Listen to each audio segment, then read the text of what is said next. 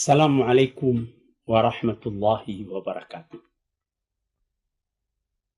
Para penonton, pendengar, penglihat, pirsawan, seluruh tanah air yang saya cintai. Hari ini adalah hari yang besar sekali artinya bagi kehidupan seluruh kaum muslimin, yaitu bulan mengerjakan haji. Kita telah tahu beberapa hari yang telah lalu masih berduyun kawan kita, teman sebangsa kita dari seluruh tanah air Indonesia, sejak dari Sabang sampai ke Merauke, pergi mengerjakan haji ke Mekah. Dan kebetulan pemerintah kita pun baru saja membeli 4 buah pesawat 747 Boeing yang diberi nama dari kota-kota kita yang besar, City of Jakarta, City of Bandung, City of Surabaya, City of Medan. Itu semuanya sekarang telah kita pergunakan buat mengikuti jamaah haji, akan pergi berangkat mengerjakan ibadatnya kepada Allah Subhanahu wa Ta'ala di tanah yang suci itu, di tanah yang sudah lebih daripada 14 abad menjadi kecintaan kita, yang hati kita terpaut kepadanya. 5 kali sekurang-kurangnya sehari semalam kita menghadapkan muka ke sana, menyatukan hati dan pedoman hidup dan tujuan hidup seluruh kaum muslimin yang pada masa ini sudah tidak kurang jumlahnya daripada 1 miliar di seluruh dunia ini. Pada tahun ini dari tanah air kita kabarnya konon tidak kurang daripada 75.000 orang yang naik haji, laki-laki dan perempuan, dari segala pelosok, dari segala pulau. Tuan-tuan yang terhormat, inilah panggilan yang istimewa yang menggugah hati tiap-tiap orang beriman. Dia menjadi rukun kita dalam beragama yang kelima. Sesudah mengucapkan syahadat, kita mengerjakan sembahyang 5 kali sekurangnya sehari semalam. Sesudah itu kita mengerjakan puasa bulan Ramadan sebulan di dalam setahun. Sesudah itu kalau kita mempunyai kesanggupan, kita mengeluarkan zakat 2,5% dari harta kita apabila nisabnya sudah sampai. Yang kelima, kita naik haji ke Mekah. Tuan-tuan, saudara-saudaraku kaum muslimin, menggetar dalam jiwa kita seruan buat mengerjakan haji ini.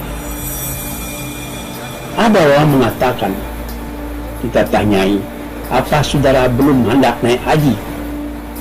Dia menjawab, belum ada seruan. Padahal kita sudah diseru. Sejak dari zaman Nabi Ibrahim kita yang beriman telah diseru. Wa'adzin fin nasi bil hajj ya'tuka rijalan aw rukbanan wa ala kulli dhanbin ya'tina min kulli fajjin amiq. Beri pernyatalah kepada seluruh umat manusia agar dia pergi mengerjakan haji. Jalan, boleh berjalan kaki kalau sanggup. Rukmadan, boleh naik kendaraan kalau sanggup. Datang dari segala pelosok, min kulli fajjin amiq, dari tempat yang jauh-jauh. Apabila saudara-saudara sampai ke Mekah, akan saudara lihat sendiri bahwa seruan ini hidup dalam hati seluruh mukmin di seluruh dunia ini. Dari Afrika, dari Eropa pun. Saya sudah 2-3 kali pergi melihat orang-orang dari Eropa, dari Cina, dari manapun orang datang. Berlain-lain bahasa yang dia pakai, Tetapi apabila dia sudah sembahyang di Masjidil Haram, satu bahasa yang dia pakai. Berlain-lain warna kulit. Ada yang kulit putih, ada yang kulit hitam, ada yang kulit merah seperti orang Indian, ada yang kulit kuning seperti orang-orang yang disebut kulit kuning dari Cina atau dari Jepang. Ini berkumpul. Orang tawaf keliling Ka'bah. Kita melihat warna-warna kulit yang bermacam-macam. Kita mendengar segala macam bahasa. Tapi sama sekali disatukan Tuhan dalam satu aqidah, satu kepercayaan. La ilaha illallah, tiada Tuhan melainkan Allah. Tuan-tuan, para pendengar, pencinta agama yang saya cintai pula. Ini mengesan di dalam hati bahwa bilangan kita di dunia ini tidak kecil. Ya, kadang-kadang bermacam-macam percobaan yang datang. Tetapi percobaan itu akan menguatkan iman kita belaka kepada Allah Subhanahu wa Ta'ala. Yang penting dan jadi intisari daripada mengerjakan haji itu ialah wukuf di Arafah. Wukuf artinya berhenti, tertegun di Ka'bah, di Arafah. Sejak dari tergelincirnya matahari sampai waktu asar habis. Saudara-saudara, terbayang dalam mata kita sekarang. Beribu-ribu khaimah terpasang di tengah lapang yang sangat luas. Dan suara itu mendengung bersemongang ke langit. Apatah lagi setelah ada radio sekarang ini. Labbaik, Allahumma labbaik, la syarika laka, labbaik, innal hamda wan ni'mata laka wal mulk, la syarika laka. Tuhanku, labbaik, aku datang memperkenankan panggilanmu ya ilahi. Ini arti labbaik. La syarika laka, tak ada sekutumu dengan yang lain. Innal hamda wan ni'mata laka wal mulk.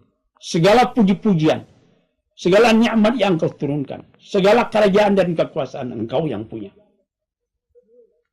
Ini mendengung di seluruh Arafah. Di situ akan Tuhan rasain bagaimana nikmat hati kita sebagai Muslim, yaitu menyerahkan diri kepada Allah Subhanahu wa Ta'ala, zahiran wa batinan, awalan wa akhiran, lahir dan batin, dulu, sekarang dan nanti, terus menyerahkan diri kepada Tuhan. Dan yang mencengangkan lagi, yang mengharukan lagi apabila kita mengerjakan wukuf itu, pakaian sama, sehelai selendang menutup kita punya badan sebelah kiri, bahu sebelah kanan terbuka. Sehelai kain untuk penutup aurat kita, tapi tidak boleh satu juga yang bersarung, tidak boleh dijahitkan.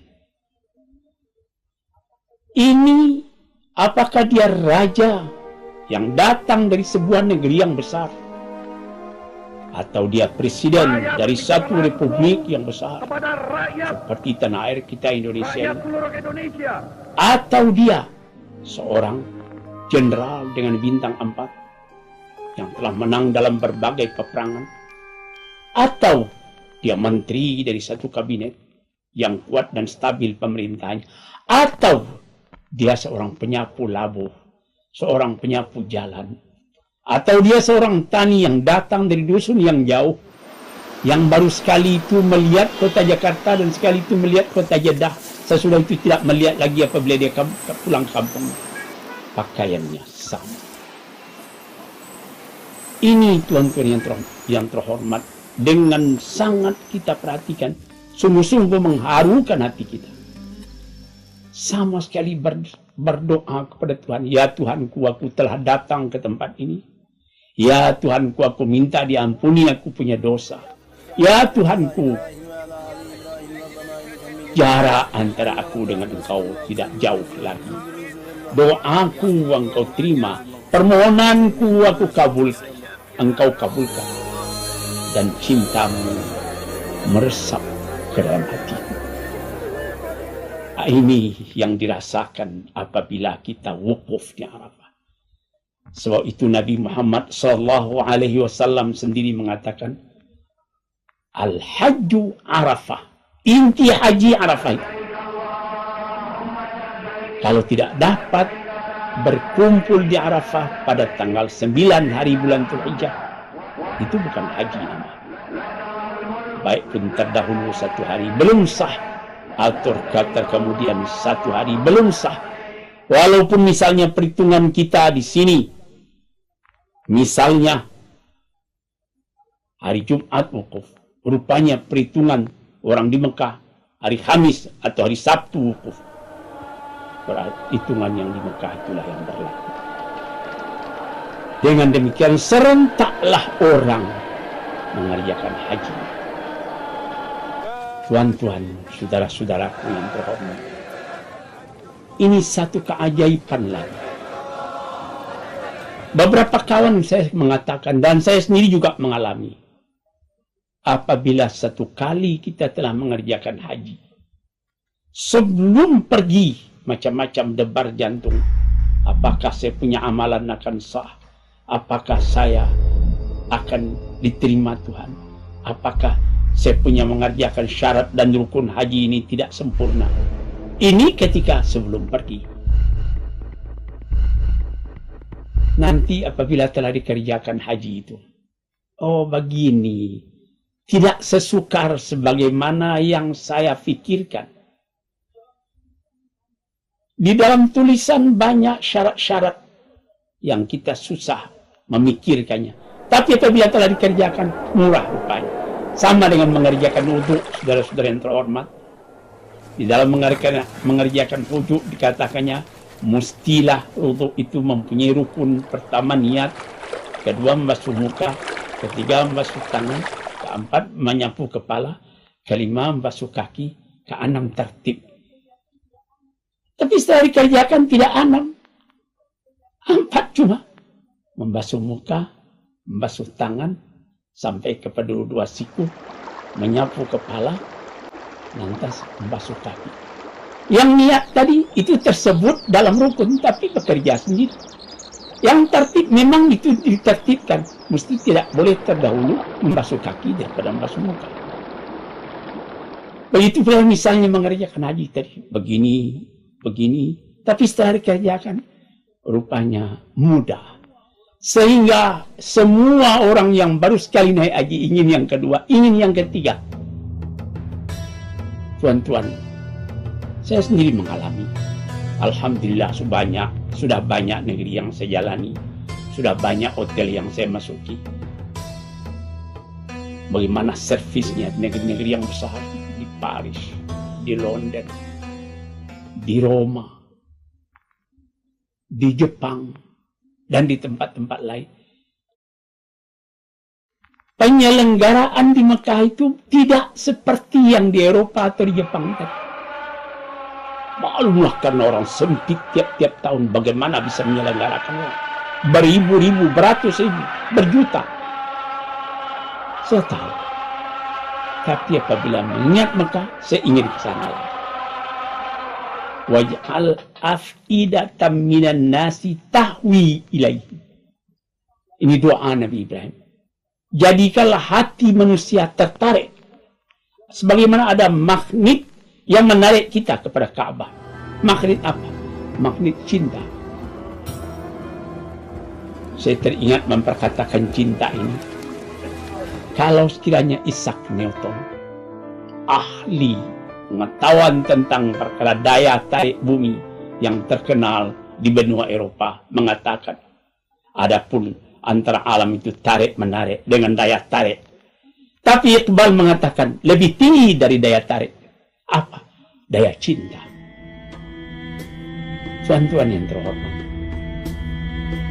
ini yang menyebabkan maka tiap-tiap tahun orang berduyun hendak pergi ke Mekah. Saya bercakap dengan beberapa kawan. Ada yang menteri, ada yang jenderal, Ada orang yang biasa. Dia mengatakan, saya ingin ke Mekah. Saya ingin ke Mekah lagi. Sudah berapa kali Tuhan ke sana? Sekali. Saya pun sudah umrah, tapi ingin ke Mekah lagi. Mengapa? Saya sendiri tidak tahu. Nah ini tuan-tuan, saudara-saudaraku yang berbahagia, yang menjadi peringatan kita sekarang.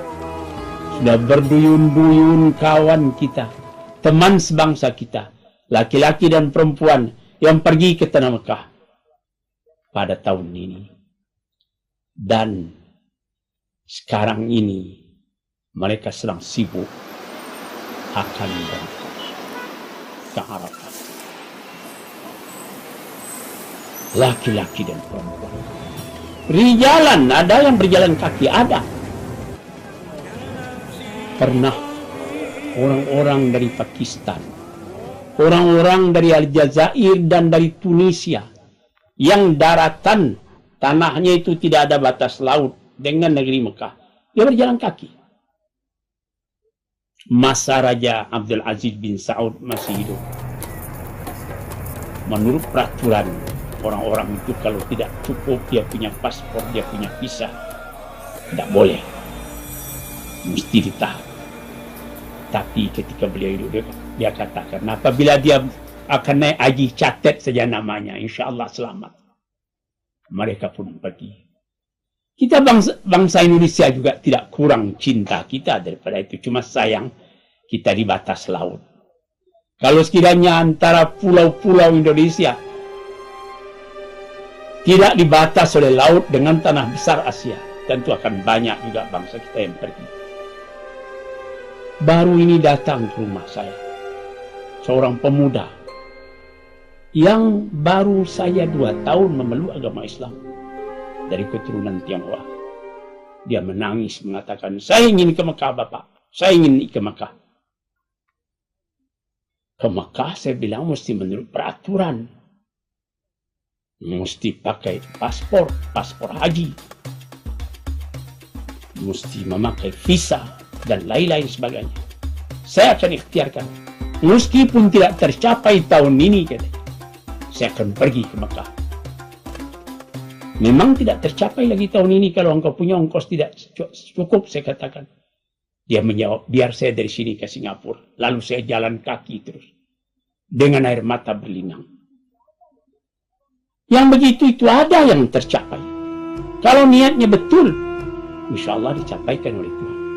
Kalau dia meninggal di tengah jalan, dia syahid karena dari cita-citanya yang suci itu. Sebab itu maka disebutkan oleh Nabi Muhammad SAW apa yang diajarkan, dikatakan haji mabrur. Al-hajjul mabrur laisa lahu jazaa'un illal jannah. Haji yang mabrur tidak ada balasannya, ganjarannya lain daripada surga. Apa arti haji mabrur? Haji yang amalannya diterima oleh Tuhan. Apa tandanya? Tandanya apabila Tuhan telah kembali. Bagaimana perasaan Tuhan sesudah mengerjakan haji?